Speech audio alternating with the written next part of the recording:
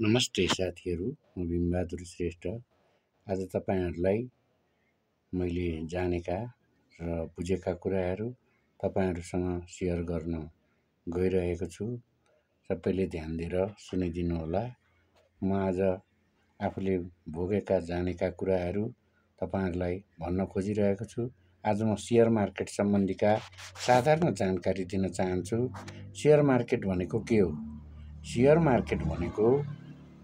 Market भनेको सबैले बुझ्ने शब्दमा कुनै पनि ठूला कम्पनीहरूको शेयरहरू अथवा केही पर्सेन्टेज हिस्साहरू किनेर आफू पनि त्यसको मालिक बन्नु हो। केही पर्सेन्टेजको जस्तै त्यही शेयरहरू किनेर किन अथवा बेच गर्न सकिन्छ र राम्रोसँगले त्यसको चाहिँ विचार गरेर बुझेर जोखिम हुँदाहुँदै पनि किनेर र राम्रोसँगले ध्यान दिएर गर्यो भने शेयर मार्केट जस्तो आम्दानीको स्रोत अरू केही पनि हुन सक्दैन। तर यसको लागि धेरै विज्ञहरूसँग जान्नेहरूसँग बुझ्न सक्नु पर्दछ र आफूले पनि अध्ययन लगातार गर्दै जानुपर्छ। र शेयर मार्केट कसरी चलाउने? शेयर मार्केटमा के हुन्छ भन्दा शेयर मार्केटमा कुनै पनि कम्पनीले पहिलोचोटि शेयर मार्केटमा प्रवेश गर्नको लागि 100 रुपैयाँ गोटाको त्यो शेयरको एक किताको 100 रुपैयाँ पर्दछ र त्यसलाई शेयर मार्केटमा आइपिओ भनिन्छ।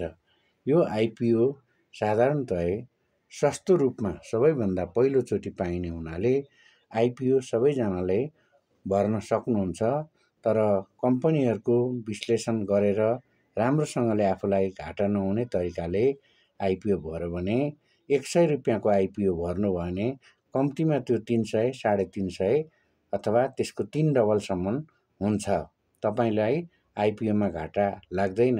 अहिले 1000 को आइपिओ भर्नु भने त्यो 10 किता आउँछ र त्यति पनि, तर सबैलाई पर्न पनि नपर्न पनि सक्छ। यदि पर्यो भने तपाईको 1000 को 3000 हुन्छ है। अनि आइपिओ भर्नको लागि तपाईहरुले के गर्ने त? कसरी चलाउने शेयर भन्दाखेरि तपाईको नजिकैको बैंकमा गएर एउटा मेरो शेयर र डिमेट भन्ने खाता हुन्छ। त्यसमा तपाईहरुले बैंकमा खाता खोल्नुपर्छ र खाता खोलिसकेपछि चाहिँ त्यही खाताबाट तपाईहरुले चाहिँ मेरो शेयर र डिमेट एकाउन्ट भरेपछि मेरो शेयर भन्ने एउटा एप डाउनलोड गरेर तपाईहरुले त्यसबाट आइपिओ भर्न सक्नुहुन्छ। अनि आइपिओ तपाईहरुलाई परिसकेपछि अथवा अझ राम्रोसँगले सिक्न सक्नुहुन्छ भनेदेखि घरमै बसेर टिकटक चलाउने, फेसबुक चलाउने र युट्युब चलाउन सक्ने मान्छेले यो गर्न सक्छ। र यदि जान्ने मान्छेको संगत गरेर भन्यो भने यसमा नाफा नै हुन्छ र यो छोटो समयको लागि र लामो समयको लागि घरमै बसेर किनबेच गर्न सकिन्छ। त्यसैले शेयर मार्केट सम्बन्धी बुझ्नु अत्यन्त आवश्यक छ। फेरि पनि भन्छु म तपाईहरुलाई, मैले त 5000 बाट सुरु गरेको शेयर मार्केट अहिले करिब 10 लाख जति पुग्न आँटेको छ र मैले आफूलाई नोक्सान लाग्नु खोज्दा अथवा कम्तीमा लामो समयसम्म होल्ड गरेँ र त्यो कम्पनीले तपाईले किनेर राख्नु भएको शेयरलाई बोनसको रूपमा नगद अथवा नाफा पनि दिन्छ र तपाईलाई प्रत्येक वर्षमा उसले चाहिँ आफ्नो नाफा नोक्सान हिसाब गरेर प्रत्येक शेयरवालाहरूलाई केही पर्सेन्ट नाफा दिने गर्छ।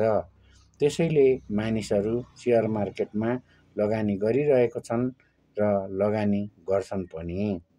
र शेयर मार्केट भनेको हामी सबैले गर्न सक्ने कुरा हो र बुझ्दै गएपछि टिकटक चलाउनु, युट्युब चलाउनु र फेसबुकहरू त्यतिकै हेरेर बस्नुभन्दा यो सम्बन्धीको ज्ञान भयो भनेदेखि चाहिँ अत्यन्त राम्रो हुन्छ र घरमै बसेर नपढेका, साधारण पढेका मान्छेहरूले पनि यो गर्न सक्नुहुन्छ। यदि केही जान्नु भएन भने नि आइपिओ भर्नु भयो भनेदेखि त्यो आइपिओबाट तपाईलाई फाइदा हुन्छ र घर परिवारका सबैजनाको नाममा आइपिओ खोल्न सकिन्छ र खाता खोल्न सकिन्छ।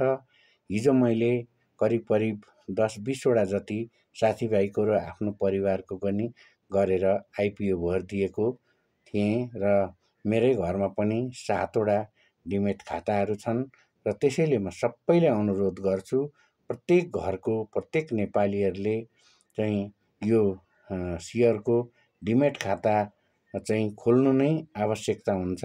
किनभने तपाईँहरूको बच्चाको पनि खोल्न सक्नुहुन्छ। यदि त्यो आइपिओ पर्दै गयो भने पछि तपाईँको बच्चाहरू ठुलो भइसकेपछि त्यसले धेरै मद्दत हुनसक्छ। जस्तै मैले महिला लघुवित्तको र चाहिँ महिला लघुवित्तको आइपिओ भर्दाखेरि मैले 50,000मा 1,000मा किनेको 50,000मा बेचेको छु। त्यसरी भाउ बढ्न सक्छ। त्यस्तै अनि अरू पनि धेरै महिला लघुवित्त को चाहिँ आइपिओ अत्यन्त त्यसरी बढेको थियो। निफ्राकहरूको पनि धेरै आइपिओहरू पर्थ्यो, अहिले कम्तीमा पर्छन्। अनि किसान लघुवित्तको पनि मैले त्यसरी नै किनेर करिब 55,000 पुगेको थियो, 50-52,000मा बेचिदिएँ 1,000मा किनेको।